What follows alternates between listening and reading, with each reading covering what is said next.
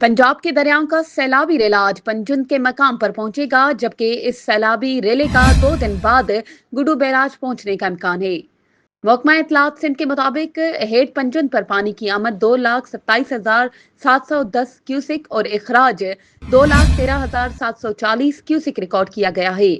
ये रेला आज हेड पंजुन से निकलने के बाद 2 दिन में गुडू बैराज पहुंचेगा। गुडू बैराज पर पानी की आमद 3,42,153 क्यूसिक जबकि इखराज 3,10,408 क्यूसिक रिकॉर्ड किया गया। सखर बैराज पर पानी की आमद 3,31,230 और इखराज 2,75,850 क्यूसिक है।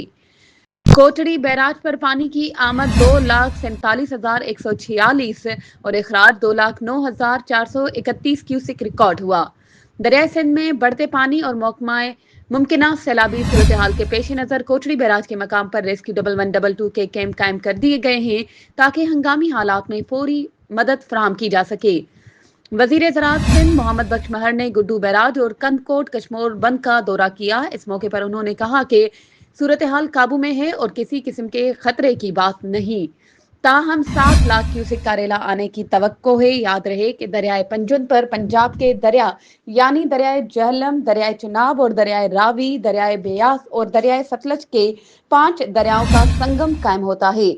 झेलम और रावी चिनाब में शामिल होते हैं, बेयास सतलज में शामिल होता है और फिर सतलज और चिनाब जिला बहावलपुर से 10 मील दूर शुमाल में ओच शरीफ के मकाम पर मिलकर दरियाए पंजुन बनाते हैं। मज़ीद खबरों और अपडेट्स के लिए हमारे चैनल को सब्सक्राइब करें और बेल आइकन को प्रेस करना ना भूलें।